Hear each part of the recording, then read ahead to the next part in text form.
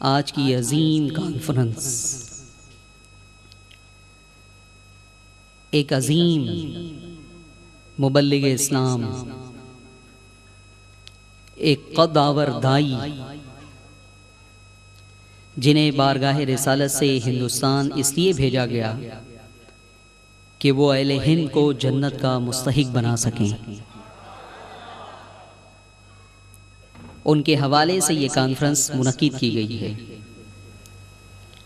بے شک انہوں نے بہت بڑا احسان کیا ہندوستان کے مسلمانوں پر، ہندوستان کا نقشہ بدل دیا، اہل ہند کی تقدیر بدل دی، اور ہمارے آبا اور اجداد کو انہوں نے مسلمان بنایا۔ عزیزان گرامی، ہزاروں نہیں، لاکھوں نہیں، کروڑوں افراد ہیں جو ان کے عقیدت مند ہیں اور عقیدت کیش ہیں، اور آج آپ کو یہاں پہ انہی کی عقیدت کھینچ کر لائی ہے۔ میں آپ سے یہ جاننا چاہوں گا، سمجھنا چاہوں گا کہ غریب نواز کی عقیدت میں، غریب نواز کی محبت میں کتنی دیر آپ یہاں بیٹھ سکتے ہیں؟ رات بھر بیٹھ سکتے ہیں؟ کتنے لوگ ہیں جو رات بھر بیٹھ سکتے ہیں؟ میرے عزیزوں اور میرے دوستوں، یہ پوچھنے سے میرا منشا یہ نہیں ہے کہ میں رات بھر بیٹھنے کی زحمت آپ کو دوں۔ آج میری گفتگو بڑی اہم گفتگو ہوگی۔ روایتی انداز سے ہٹ کر میں یہ چاہتا ہوں کہ غریب نواز علیہ الرحمہ کی سیرت، وہ کہاں پیدا ہوئے، کہاں تعلیم حاصل کی، شیخ سے کیسے ملاقات ہوئی، ریاضت اور مجاہدہ کس طرح سے کیا، اور پھر اس کے بعد بارگاہ رسالت سے کس طرح انہیں مزدہ جاں فضا سنایا گیا ہند کی ولایت کا، اور یہاں بھیجا گیا ہماری تقدیروں کو بدلنے کے لیے۔ پھر یہاں آنے کے بعد انہوں نے دعوت کا، تبلیغ کا سلسلہ کس طرح سے شروع کیا۔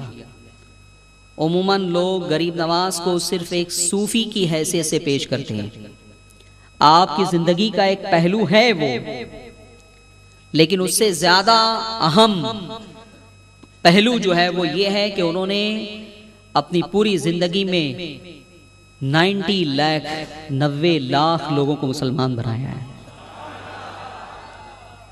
اپنی زندگی میں، اور پھر اس کے بعد یہ سلسلہ جاری ہے۔ آج اگر ہندوستان کی سرزمین پر 30 کروڑ مسلمان ہیں اور پاکستان میں 14 کروڑ مسلمان ہیں، تو یہ 44 کروڑ مسلمان بھی غریب نواز کی بنیاد پر اور ان کے فیضان سے مسلمان ہیں،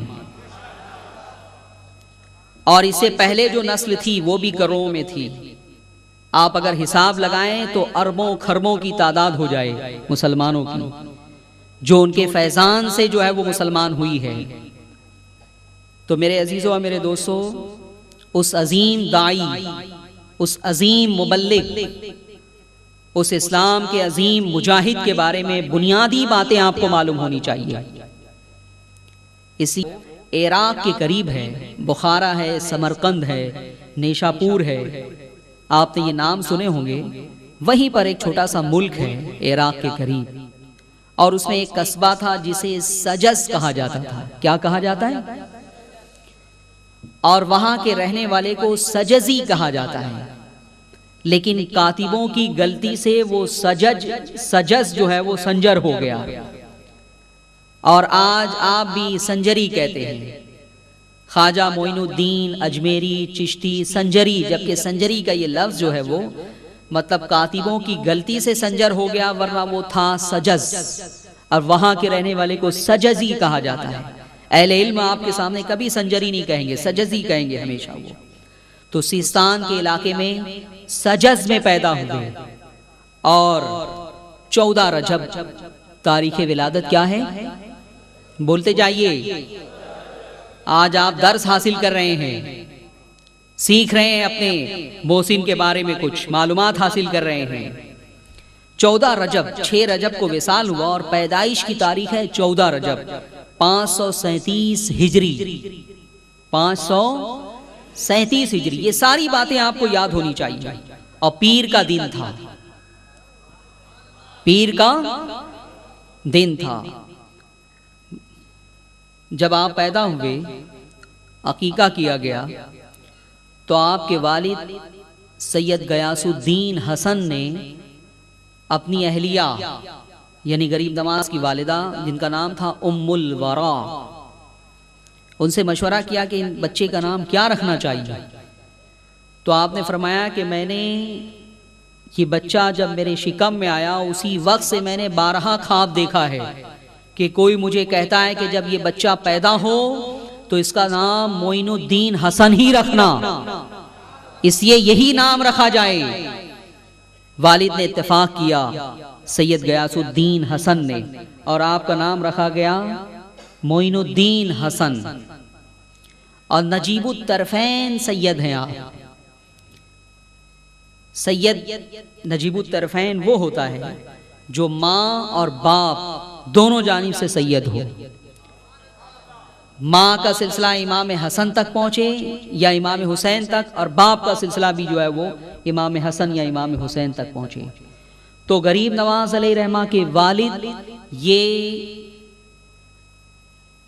حسینی تھے، امام حسین تک ان کا جو ہے وہ شجرہ نسب پہنچتا ہے، اور والدہ کی طرف سے حسنی تھے، امام حسن تک جو ہے وہ ان کا شجرہ نسب جو ہے وہ پہنچتا ہے۔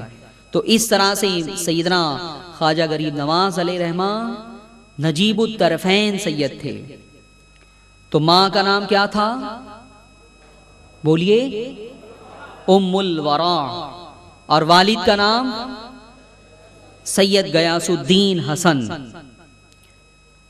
جس شب آپ پیدا ہوئے 13 رجب کی رات تھی، 14 کی صبح تھی۔ بے شمار راویوں نے بیان کیا، سجس کے رہنے والوں نے بیان کیا، خود آپ کی والدہ نے اس روایت کو بیان کیا کہ معین الدین حسن جب پیدا ہوئے تو میں نے ایک عجیب نور دیکھا اپنے گھر میں، اور وہ نور آسمان سے چلا آ رہا تھا اور میرے گھر کو جو ہے وہ روشن کر رہا تھا۔ پورا قصبہ سجس جو ہے وہ منور ہو گیا تھا۔ تہجد گزاروں کو یہ گمان ہونے لگا کہ شاید آج فجر کی نماز قضا ہو گئی غفلت میں، اور سورج جو ہے وہ نکل آیا، صبح ہو گئی۔ لیکن جب باہر نکلے تو رات ہی تھی، لیکن ایک نور کا سلسلہ تھا جو آسمان سے چلا اور غریب نواز کے گھر تک جو ہے وہ جو ہے جا کے اس کا سلسلہ منتہا ہوتا تھا۔ اور فرماتی ہیں کہ میرے سامنے کچھ نورانی شکل کے بزرگ آئے، انہوں نے مبارکباد دی کہ اے ام الورا، یہ بڑا عظیم بچہ ہے اور ہم تمہیں اس کی پیدائش پر مبارکباد دینے کے لیے آئے ہیں۔ ہم اس دور کے اقطاب ہیں اور ابدال ہیں، کتب ہیں اور ابدال ہیں اس دور کے۔ سب لوگوں نے جو ہے وہ آپ کی پیدائش کے وقت مبارکباد دی۔ اس کے بعد آپ کی والدہ فرماتی ہیں کہ جیسے ہی جو ہے وہ تولد ہوئے، میں نے دیکھا کہ معین الدین حسن جو ہے وہ سجدہ ریز ہو گئے، سجدے میں گر گئے۔ میں نے اٹھایا، بڑی پیاری صورت تھی اور بڑے حسین و جمیل بچپن سے۔ اس کے بعد پرورش کی گئی، 3 سال کے ہوئے۔ دوسرے بچوں سے فطرت بالکل مختلف تھی۔ یہ پیدائشی ولی ہیں۔ ولایت 2 طرح سے دی جاتی ہے۔ کچھ اولیاء تو ایسے ہوتے ہیں جو ماں کے پیٹ سے ولی پیدا ہوتے ہیں، اور کچھ اولیاء ایسے ہوتے ہیں کہ جو ماں کے پیٹ سے ولی نہیں ہوتے۔ کبھی ایسا ہوتا ہے کہ جوانی میں بھی ولی نہیں ہوتے، کبھی ایسا ہوتا ہے کہ ادھیڑ عمر میں بھی ولی نہیں ہوتے، بڑھاپے میں جو ہے وہ انہیں ولایت دی جاتی ہے۔ کسی کو بچپن میں دی جاتی ہے، کسی کو جوانی میں دی جاتی ہے، اور کسی کو ادھیڑ عمر میں دی جاتی ہے، اور کسی کو بڑھاپے میں بھی دی جاتی ہے۔